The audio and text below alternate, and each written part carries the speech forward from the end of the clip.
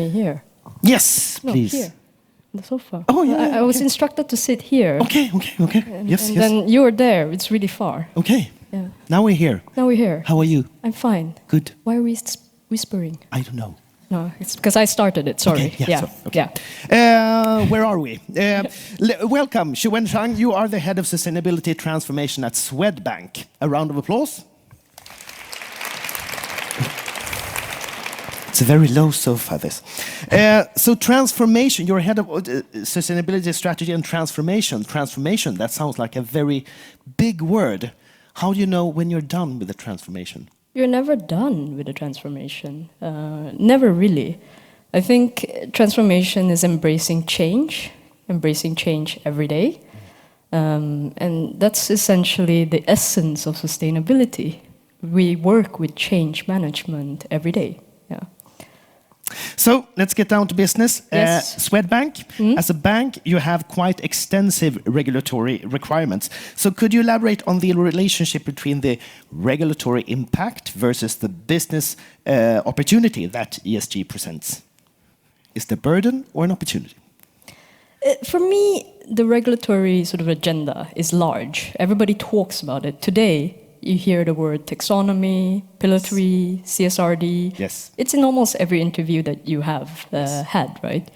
But the regulations should be seen as a vehicle for change. We who have been working with sustainability for a long time have been advocating for policymakers to make regulations. So it's not a burden, it's actually an opportunity. I see it as a really large opportunity that we need to sort of encapsulate as soon as possible. Maybe just to sidetrack a little bit. Right now we are kind of in the middle of the fourth industrial revolution, also known as Industry 4.0. AI, big data, Internet of Things, and so on.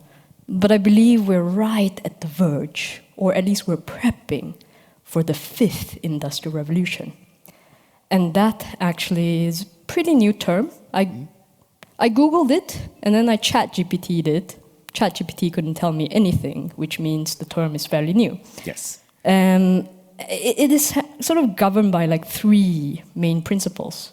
Human centricity, whereby employees and workers and people are the center of it, and that technology should enhance human capabilities. The second being resilience, looking at it from the global pandemic, disruptions of international supply chain, and also a geopolitical situation that we do have to build industries that are resilient. And last but not least, the rise of sustainability and green tech. More from a perspective that it makes business sense. Resource efficiency that you spoke to with the previous speakers, but also around circular business and circular economy. So I think the combination of that is a really exciting time where we are today. We are really at the crossroads of making the real change. And then linking it back to Swedbank, and as a bank, our job is to finance stuff.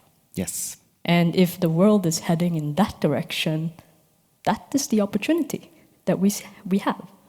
So when do you think we are in the will be in the fifth industrial transformation? I don't know. No?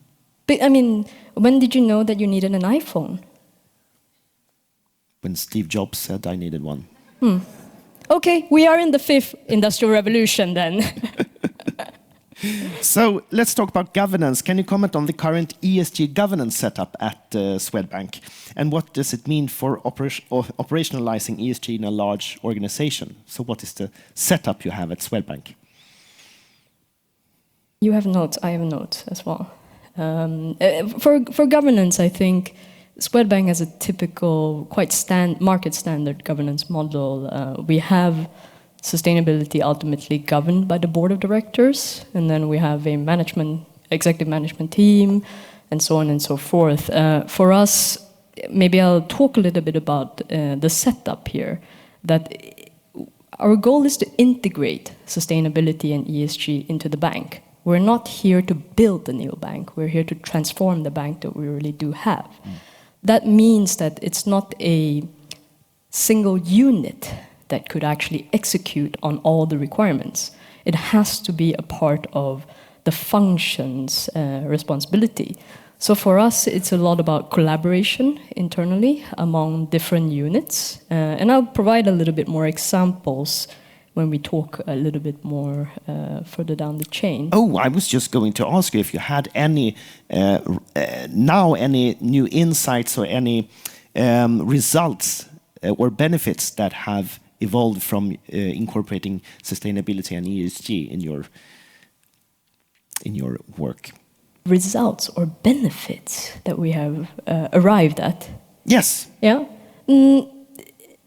There are many. I think first and foremost, we are here as a bank for our customers.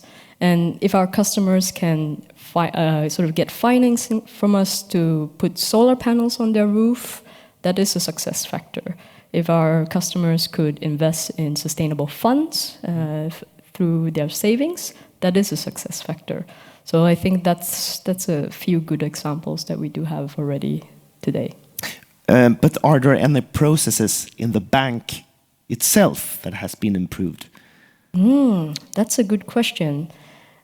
I give you an example, and we jump a little bit down here, because a bit of shout out to Intito in this room today, who invited me to participate today. It really stems from the EU taxonomy and Pillar 3 reporting requirements. When we first received the first draft, we realized very quickly that this is actually really close data requirements that are required to traditional financial data.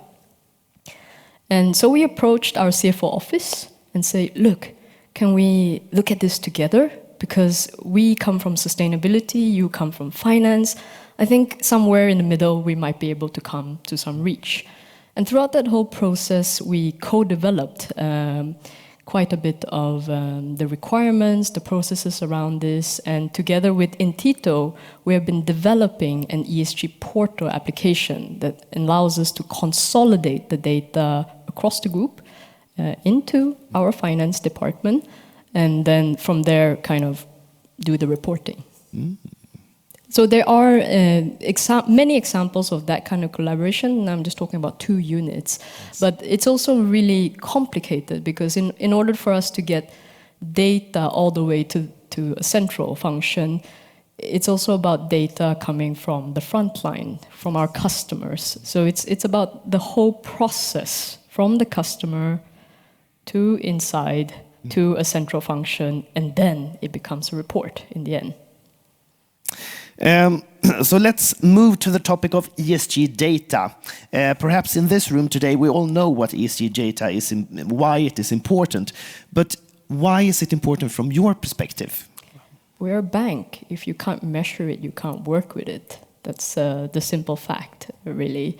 But also ESG data gives us more than just the reporting capabilities. It gives us the capability to steer our business. It gives us the capability to understand where we're going. It's like a performance measurement kind of perspective. And I think touching upon ESG data as well, as I spoke about, it is a chain all the way from the customer to where it should be. One important thing about ESG data is that we need to develop somewhat of a central understanding, a single source of truth, because data can be manipulated in many ways. Maybe a good question, a good rhetoric question back is, what is ESG data? Yeah. ESG data is everything but nothing, but at the same time you can say it's derived data. A combination of energy data, sort of energy class data, A, B, C, and D. It needs to be calculated in some way to understand that it becomes finance emission data. But for example, this process, improvement in process that you talked about before, will this show up as an ESG data, or? It will show up in the report as a data point. That's what I believe. I think right now we have to call it ESG data to single it out, to work with it. But eventually, it will just be any ordinary data. Right. So let's come back to competence that we talked about before. Is this linked to engagement and buy-in from the organization? And can you give us some examples of how Swedbank work with this today? Competence is definitely a really important factor. I think often we underestimate the power of human capital, especially when it comes to transformation. Because without people, we won't create change. As a starting point, I think competence is knowledge. Knowledge is everything from developing an e-learning to understanding that I need to read up more or learn more about stuff. At the same time, it's also about having the right tools in place to support you in your everyday job. Sometimes it's not about knowing so much. It's about just having a checkbox in your system that reminds you that you need to ask the customer a certain question, for example. I think it also is a bit of circulating back a little bit to also incentives and what incentivize an individual to create change. So it's a combination of all of that. All in all, it's around empowering people internally as well as empowering the organization. At Swedbank, we have a lot of things going on. It's a large bank, so everything from the traditional e-learnings to then, of course, tailored events that go to employees as well. Did you have any more examples you would like to you want me share to check? or talk about? Yeah. I should check, right?